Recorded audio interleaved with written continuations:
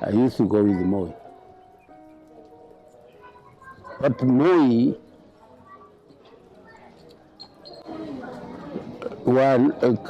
could be challenged for his intelligence and his democratic practices, but was not a bad man. He was mzee ya nyumbani, if you understand what I mean. Ni mzee wa nyumbani.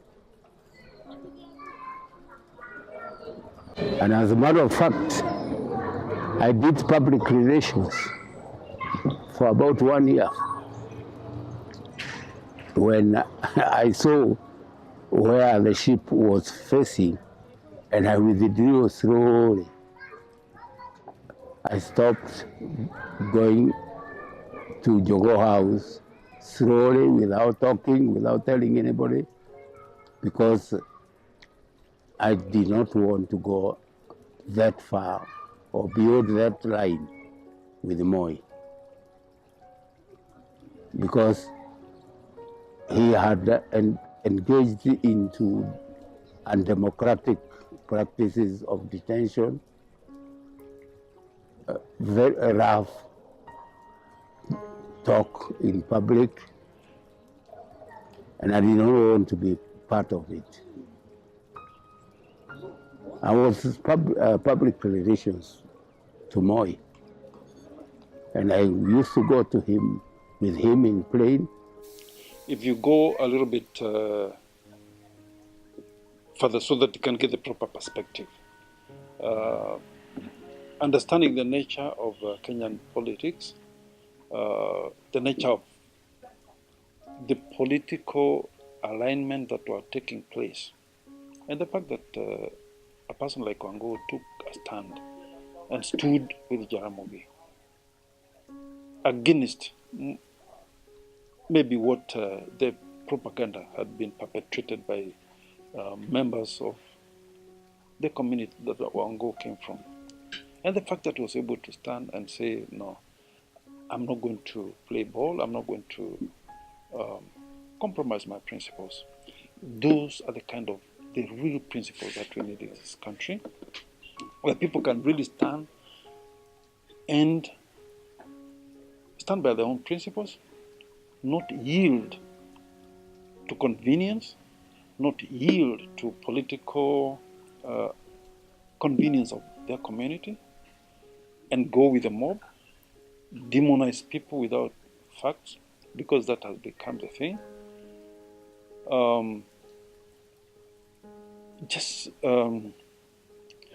To say or create heroes out of people who are looting our wealth, that we are mesmerized by politicians who have money, the catch of handout that people can actually buy political support by giving out money. And believe me, that a person like Wanguhu would never do. That's one thing he never did, and he would never do, and you never catch him doing that. He would not. He believed that serving the public was a privilege. It was a privilege, and it's not something that you need to buy. I came to become his friend around this time, 1992, and those who know him and those who have followed him have known that he has remained very consistent in the fight for democratic space in this country. He, even after losing that election, after the election was stolen from him in 1992, he did not give up, and I do believe that he also ran in 1997, and again, I wasn't quite very close to that election process, so I can't talk much about it. But other than that, he has remained very steadfast in terms of fighting for greater democracy in this country. You also know that he has recently published a book on the Kenyan history. So he has remained very close to those things that will make Kenya a greater place to live in, And you cannot write the history of the second liberation in Kenya without Wanguhu. He kept on telling us that we are one country, one tribe, and he also spent a lot of time writing a book on the Kenya's ethnic communities in the past, the foundation of the nation. You know, but once people realize and read and find out who they are, it will change a lot. So we'd like the government to get the book into the school system and get the kids so that the next generation can grow up without hatred for each other. You know, we grew up in a generation where we didn't know about our tribes, but for politics' sake, it was used to divide the country so you can, run it. So I would encourage the government to get people to coalesce, get to know each other and bring peace so the prosperity can continue for Kenya. Wow, what a rich content as elaborated by Dr. Wanguhu Ng'ang'a's book, The Kenya's Ethnic Communities, a Foundation of the Nation. Surely talking about the richness of the communities and their uniqueness making up the country called Kenya. My dad strongly hated tribalism. He still does. And he really celebrated us having, most of my friends have not been Kikuyus. I can describe him, maybe I could be biased because he's a friend of mine. And like I said, he impacted my life greatly. And I could say, as far as I'm concerned, he's one of the greatest Kenyans. He's a man of principle. He's a man with vision and a focus. And he has always stood his ground, no matter what. And that's something I value. And that's something that we are lacking right now. We've seen all these politicians. You wonder, do they mean well for this country? What will they be remembered for? Right now we are facing enormous challenges in this country. Corruption is killing Kenya. These individuals had the opportunity to enrich themselves, but they didn't. When you see the amount of greed that is in this country, you just wonder, are you on the right track? Did you lose the plot? Where will you get individuals like this? Because if we had more of them, believe me, I think Kenya cannot be a better country. The main thing I really love about my father is his love for his wife. Everything was about Mama Idira. He showed her respect. He showed her deep love. He showed her a lot of respect, and he treasures my mom till today. So even now, as long as Mama Idira is there, my dad is okay. But when Mama Idira is not around, it's an issue. Yeah. He created awareness about the needs of the youth, the need to get the youth engaged in the affairs of this country. Largely, like I've said, the trade unionist movement started from the activities and the offshoot of what was happening at Patrice Lumumba Institute. And it has endured over time, and it has helped this nation. So I would say that is one of significant contributions. Him and his compatriots and the people who are dealing with, Lawrence Ogudas, Dennis Akumu and others, we can now see the fruits of what they did. Number two, whatever else you might say, the engagement of the youth in politics. And I can say this because in Kenya we have a crop of young and youthful leaders in position of leadership. My only issue is that they do not have that serious commitment and selfless leadership as was shown by people like Wanguhu and his compatriots. Nowadays, anytime people get into parliament, they'll go as members of different political parties, but they are all unanimous. In spite of the political differences during the campaigns, they are all unanimous when it gets to raising their emoluments and allowances. And these are taxpayers' money. Those individuals I'm referring to chose not to do that. A person like Bilder Kagia died in poverty. Even Wanguhu himself is not doing very well because they eschewed personal enrichment for the better of this country. So I would say that is the second contribution that they did in this country. Third, and more importantly, these were true patriots. They loved their country. They loved their motherland. Right now, I don't know who I can be able to say is a real patriot. We have, of course, a person like Raila Odinga, who in many other quarters, they vilify him and say all manners of things about it, but he's a true patriot as far as I'm concerned. Uhuru Kenyatta, yes, he's also coming out strongly as a true patriot. About the rest, I don't know what to say. They say the people who forget their history often can see where they are headed to. Kenyan history is made up of the uniqueness of the tribes that makes up the country called Kenya. Kenya is stronger with all these people working together rather than working apart. Even in South Africa, Mandela was a celebrated hero of the anti-apartheid movement. There were other people like Walter Sisulu, Govan Mbeki, Buthelezi, and others. The South Africans value their leaders and the people who led the movement towards their eventual freedom in South Africa. What we don't have in this country is that we have forgotten our heroes.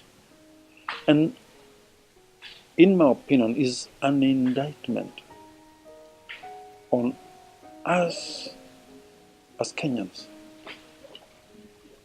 either through default or neglect, that we have neglected our own heroes. We should, apart from celebrating them more, we should give them the due recognition. They worked selflessly, and if there's anything that can be done materially to assist them so that they can be able to live the rest of their lives in comfort, I think we should do that.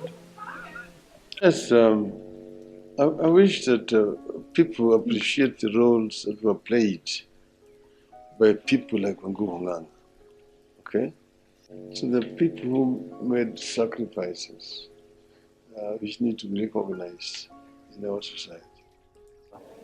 If you look at the history of this country, you'll find that there are people way back in the 1920s, people like Harry Thuku, who of course lose their throat along the way. They had a vision for this country. And in the 1920s, you can imagine it's many years back, but there were people who were thinking about their fellow Africans. They came before Kenyatta because Kenyatta came after Harry Thuku. Kenyatta himself started agitating for the economic emancipation of the fellow Kenyans way back in the late 1920s. He went to London to agitate for that and political freedom. These individuals did not expect any rewards from their fellow Africans. They were doing it out of selfless desire to see that the lot of their people is enhanced, that they can actually be able to rule themselves in their own country, determine their own future and their fate as a nation. That was selfless. Along the way, a lot of people died. There was a movement that actually determined that they better go and fight. And they went to the forest, endured unknown discomfort, death, deprivation, and they are still not being celebrated. So it is not just Wanguhu and others. Even those people who fought went with very minimal, there were no ideologies. They just wanted freedom.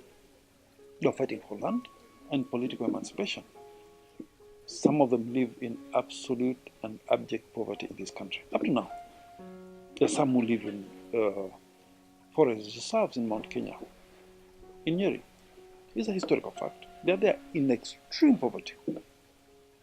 Yet we have so many other people who have come.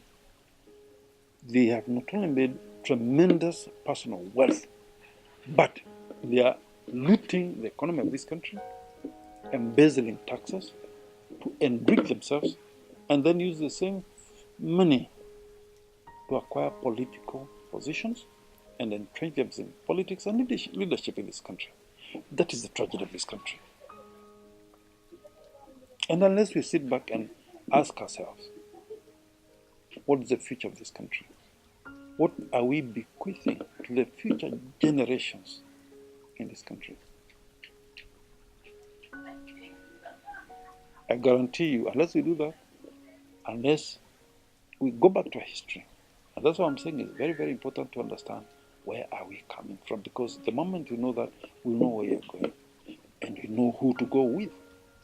Because the current crop of leadership, apart from what I mentioned before, they have clearly displayed their greed for acquisition of material wealth, use the same to buy political support and leadership. And if that is allowed to go on, then Kenya will end up in a very, very bad situation. We're going to get leaders who are greedy. They'll steal our resources. They will rape this country's resources. They don't care about the people of Kenya. They don't care about the rest of the Kenya. They just care about themselves.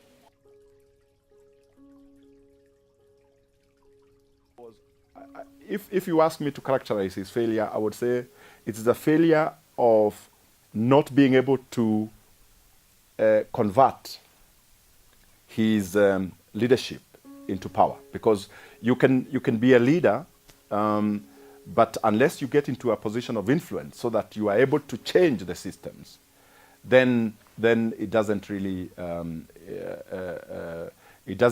have as much impact as it would have had if he had been into power. But that is not to say that activism does not contribute to the changes. The fact that he did not take power, the fact that he was not in a real position to change policy, doesn't mean that he has not made a contribution towards this society. He definitely has. Well, I thought he was too much bent for the country and thinking more about the country more than he thought about his family, although it was not that bad. He was a restless person, and probably that did not get him or endear him to the leadership of Kenya at that particular time, and the people were pulling the strings. He's a man of very strong opinions. He's a man of principles, and he could not compromise his principles in the altar of personal expedience or probably getting wealth. Those are the real heroes of this country. And I think when the proper history of this country is written, there's a clear chapter for people like Wanguhu. There's a clear chapter for people like Bildad Kagia, who also stood their principles and eschewed personal wealth for the better and the good of the rest of the people. The circumstances of those days is that people like those who are being viewed with suspicion. Of course, that is the genesis of some of the problems having in Kenya at the moment, because anyone who was identified closely with the Jaramogi Oginga Odinga to the larger community which both Kagia and maybe Wanguhu belonged, they were being held in suspicion that these are people who have machinations against the Kenyatta's government. This idea was not discouraged because these were the real patriots, and that was not the intention. But the history of Kenya has been distorted, and largely that's why these people who really deserve a lot of credit for where we are as a nation have not been really celebrated. No, well, Wanguhu Ng'ang'a is quite, I would say, idiosyncratic. He's very individualistic. He's very powerful. When he holds a position, he's very passionate about it, and probably that somehow also keeps him away from the masses. This is not to take away the fact that he campaigned and won the election of 1992. But that's an election that was won on the ideals of the day, because the passions of the people were very high and people are looking for change. But when it comes to dealing with one-on-one people in a time when the crisis is not at its apex, probably Wanguhu Ng'ang'a is too removed from the feelings of the people. Well, he means good and wants to fight corruption and wants to do all those things. He may not have been able to work very closely with the other leaders so that he could then take a position of leadership, whether in government or in another formal place. I would tell our new leaders to be cautious,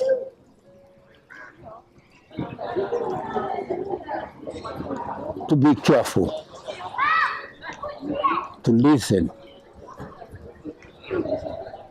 to the voices of the people they lead, because they become leaders. What I would want to say is that if the world wants to honor Wanguhu Ng'ang'a, it should honor Wanguhu Ng'ang'a in the sense that he was not a corrupt person. It would honor him by also looking at his publications and try and see how those publications can be utilized in our education system, so that also he can he can benefit from his contribution. That's what I would say. Tushangilie Kenya, taifa letu tukufu, Kenya tunayoipenda.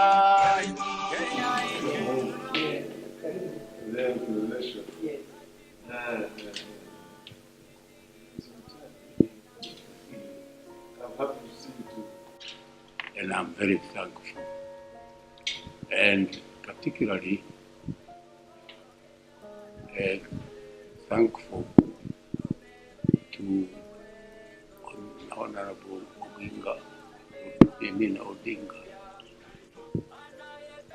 enabled us to have a certain piece of history of Kenya in our country be written physically. We have had an opportunity now to follow what was not followed in the past, and we may have lost an opportunity. But I'm happy to see those happened, and they came to an end. Someone said that if it is not documented, then perhaps it never happened. We celebrate, we recognize, and we identify with the struggles of people like Dr. Wanguhu Ng'ang'a, who fought and who sacrificed to put this country in the place where it is now. As it remains, the country is in the hands of such people like you and I to trace the history, learn from history, and build a better country for the future.